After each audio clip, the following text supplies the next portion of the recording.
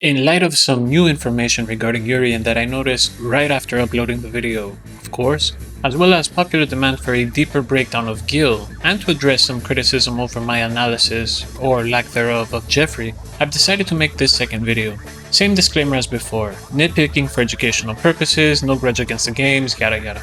So for Urien, many mentioned that his headbutt being illegal is actually because Urien is villainous in the lore, so he wouldn't mind using cheap tactics. However, Gill also uses this move and is supposed to be the harmonious counterpart to Urien. I also don't think Urien is supposed to be purely villainous, but rather an anti-hero turned hero type character that is often found in Japanese fiction.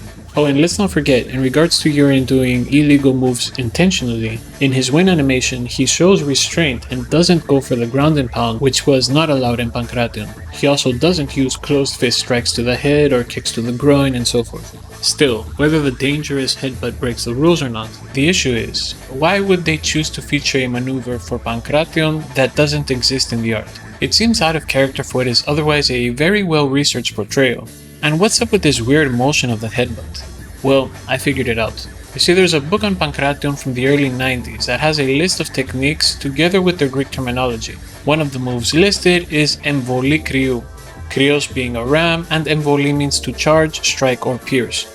The problem is that this term only first appears in later Roman sources, not in the context of Pankration, and there are no other visual or textual sources that verify that headbutts were ever practiced.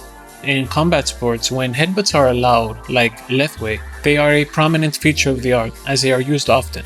Out of hundreds of visual representations of combat sports in ancient Hellenic art, it would show at least once, but it does not. Oh, and yeah, his weird technique is actually because he's mimicking the ram's leaping headbutt. In addition, Urian's name isn't based on Julian, it is Julian. Credit goes to Ultra David for notifying me of this. The name Julian in Latin or Greek is Iulianus, as there's no direct equivalent of the letter J in these languages, so Julian is Iulian. But the Japanese language does not differentiate between L and R, so Iulian becomes Urian. Now, quote-unquote, translate that into English and boom, we have Urien. So ultimately, Urien is Japan's funny way of saying Julian. And I'm not trying to diss the Japanese English accent. I'm Greek, okay? At any moment I can be like, I know England the very best, now give me the pitagiro before I devil send you. But this mistranslation happens elsewhere for Urien too. Listen to this. Again, credit to Ultra David for pointing this out. During Urian's Super Art 2, he says Jupiter's thunder. And if you do some reverse engineering, you know he's actually saying Jupiter's thunder. So Urien is indeed channeling the power of Zeus for the Aegis and the other electricity charged attacks. You know, I actually learned to play Urien for the previous video. The gameplay within was my own. But this led me to only use the Aegis, his Super Art 3, which is his only useful super, so I completely forgot about the other two, hence how I missed that. Another thing is his bronze skin might be a nod to Achilles, though note that the myth of Achilles having impenetrable skin is not in the Iliad and is likely a later Roman addition by Statius. One last thing about Urian's normals. I know I said we can ignore his aerial strikes because they're made purely for gameplay, but I kinda take that back. I just noticed that his jumping medium punch is actually a hook rather than a direct. This is significant because that's actually how hooks were performed in Pankration, with a vertical fist, so that the opponent is hit with the inner side of the hand rather than the metacarpophalangeal joints, the base knuckles, which would cause more damage to the hand of the assailant as well as the recipient. Add to this the fact that his jump fierce is another open hand strike, and he actually has 4 palm strikes, 2 of which are actually unique to Pankration, which really is impressive.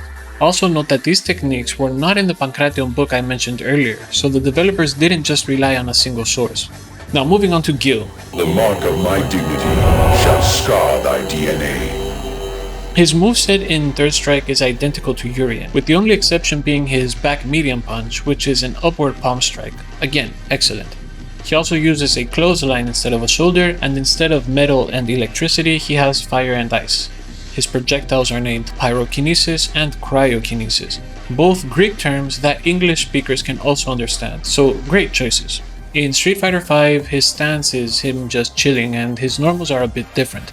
His jab is this weird little chop, his heavy punch is this bizarre downward back fist, and his heavy kick is a spinning heel kick, which is cool, but the other two are kinda whatever. The rest of his normals are the same, but I mean, look at this stand medium kick. His leg is so stiff, it's uncanny. Anyway, in terms of command normals, he has a downward elbow, the classic step kick, and an upward pointing heel kick. Nothing particularly interesting. This version of Gill doesn't have the dangerous headbutt though, so that's a plus. Overall, he's okay. My gripes are his bizarre new normals, his abysmal walk speed, his non-combative stance, and the fact that he's in Street Fighter V. I'm joking, relax. Now, moving on to Jeffry. I did receive some criticism stating that I was too harsh on the character, specifically because he was the first fictional representation of Pankration, and because he has certain moves that are identical to Urian's normals. As I said in the previous video, anything that carries the name Pankration I'm grateful for. But I also said that after seeing his move list, there is really nothing that I would say is even remotely related to Pankration. And I stand by that. Even though he does have some normals that are identical to those of Urian, we have to see the context in which these moves exist. For Urian, it's not just that he portrays an ancient Hellenic type fighter that looks the part, it's also that he has 21 normals and all of them could fit right into Pankration. All 21. Jeffry, on the other hand, does not look the part and has a vast set of moves that only a small fraction could be considered faithful to Pankration. It would be like me saying, look at Goki. He has a palm strike, he has Urian's short and his X kick, and he has an open hand hammer strike. So he obviously knows Pankration. But in context, it's quite obvious that he does not. Don't get me wrong, I love Virtua Fighter. It was the first 3D game I played in the arcade as a child in the 90s. But Jeffry just isn't it. For those asking for a more in-depth analysis of Marisa, check out the short on Patreon. I basically cover all her Pankration inspired moves there. Nothing new really came out after that I would have to analyze further. But if you have any more suggestions on games or popular media that showcase Pankration, let me know because I'm always interested. See you around.